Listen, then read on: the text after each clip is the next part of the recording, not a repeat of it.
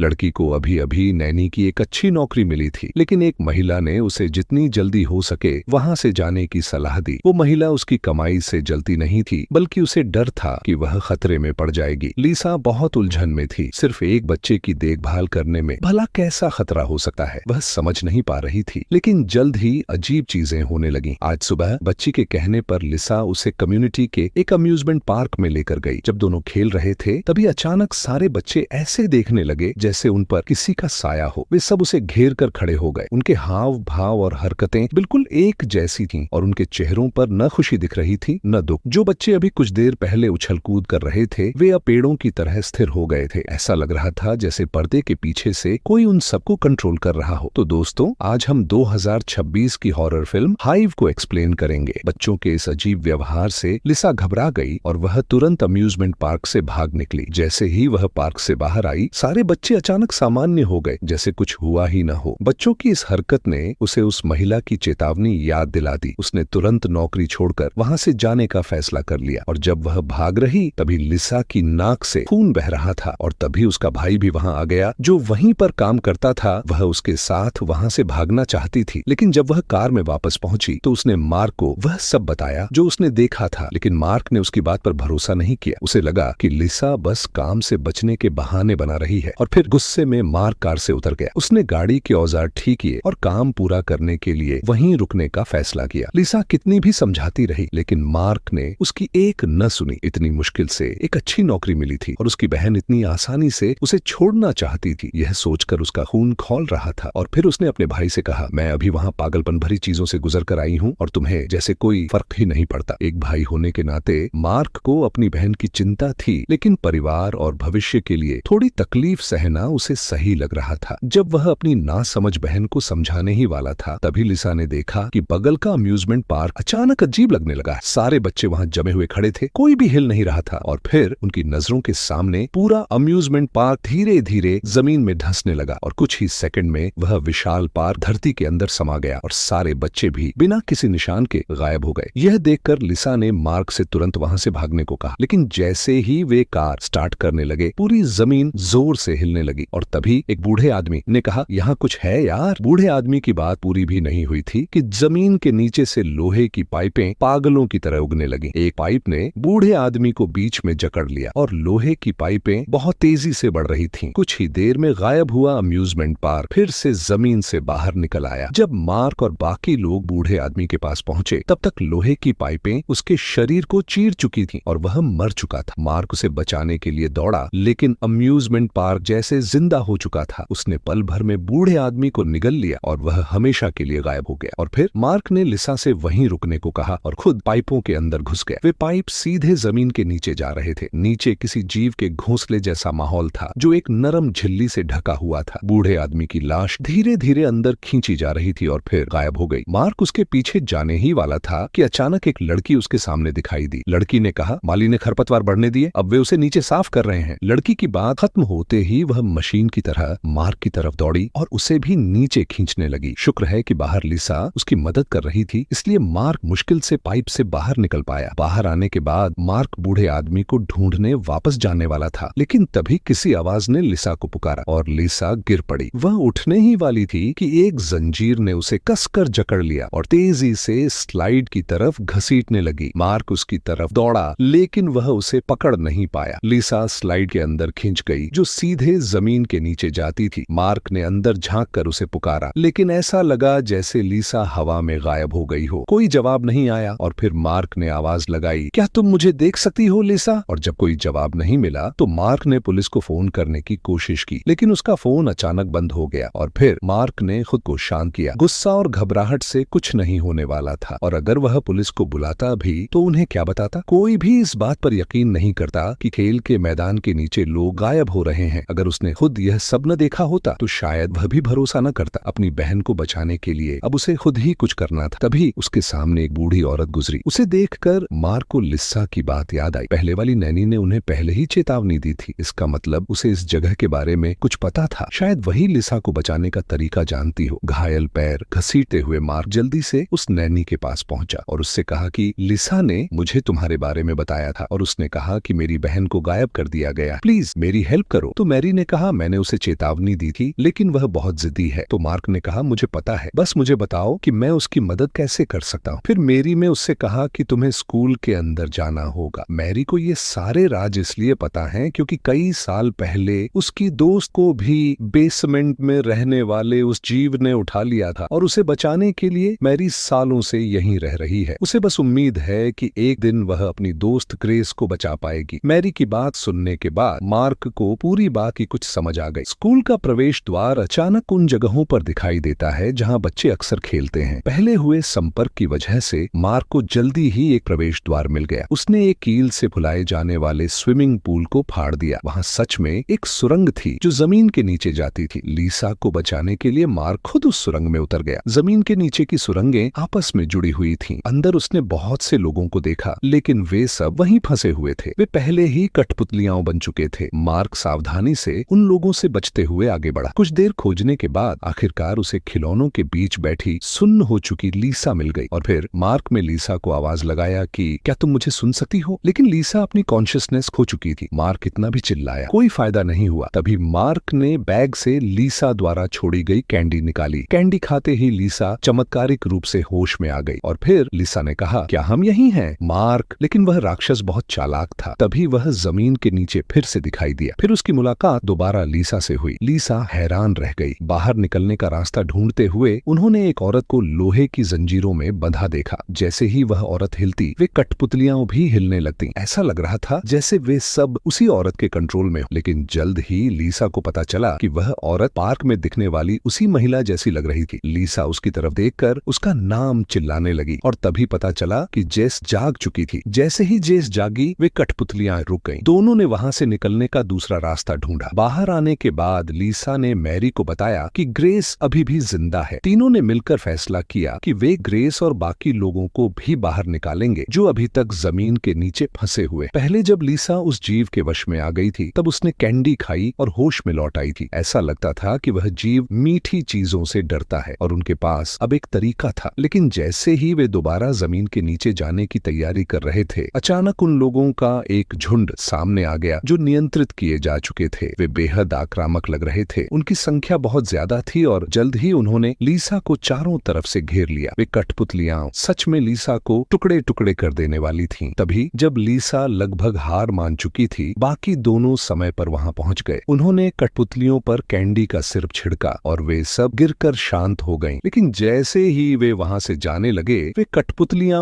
फिर से उठ खड़ी हुई और मैरी को मार दिए। और मार्क मैरी को बचाने वापस जाना चाहता था लेकिन तभी कठपुतलियों का एक और झुंड आ गया और उन्होंने दोनों को पकड़ लिया। मार्क की हालत भी ठीक नहीं थी क्योंकि उसका पैर पहले से घायल था। उसने जवाब देने की कोशिश की लेकिन वह कुछ कर नहीं पा रहा था। तभी इस मुश्किल घड़ी में लीसा ने पाइप को तोड़ते हुए पहले से तैयार किया हुआ सिर्फ निकाल लिया। उसने किसी तरह खुद को छुड़ाया, मार्क को पकड़ा और भागने लगी। लेकिन वे ज्यादा दूर नहीं जा पाए क्योंकि कठपुतलियां फिर से हरकत करने लगीं और जब वे सब लीसा को घेरने वाली थीं, लीसा ने पूरा सिरप जमीन के नीचे जाने वाली सुरंग में डाल दिया। जैसे ही सिरप अंदर गया, नीचे से दर्द भरी चीखें सुनाई देने लगीं। थोड़ी ही देर बाद जमीन के ऊपर सब शांत हो गया। जो लोग पहले फंसे हुए थे वे धीरे धीरे धुएं के बीच से एक एक करके बाहर निकलने लगे। इंसानों को अपना शिकार बनाने वाले वे जीव आखिरकार नष्ट हो चुके थे। पहले जो लोग कठपुतलियों की तरह खो चुके थे वे सब दोबारा होश में आ गए। बचाई गई ग्रेस को देखकर मैरी का कई सालों का पछतावा आखिरकार खत्म हो गया। इसी के साथ पूरी फिल्म खत्म होती है। फिल्म को एक डरावने खोल में पेश किया गया है लेकिन असल में यह परिवार और बच्चों के बारे में गहरी सोच दिखाती है। फिल्म का संदेश बिल्कुल हमारी असली दुनिया के छोटे रूप जैसा है। जब बच्चों को सिर्फ आज्ञाकारी बनने की ट्रेनिंग दी जाती है तब उनका असली और अनोखा व्यक्तित्व धीरे धीरे होने लगता है। वे सुन्न हो जाते हैं, ठीक वैसे ही जैसे फिल्म में समूह द्वारा नियंत्रित कठपुतली बच्चों की रक्षा करना सिर्फ उन्हें चोट से बचाना नहीं है बल्कि उनमें स्वतंत्र सोच और स्वभाव भी विकसित करना है। बच्चे का विकास उसकी खुद की खोज से होता है, न कि भीड़ का हिस्सा बन चुकी कठपुतलियों की तरह। और इसी के साथ मूवी खत्म होती है। मिलते हैं नेक्स्ट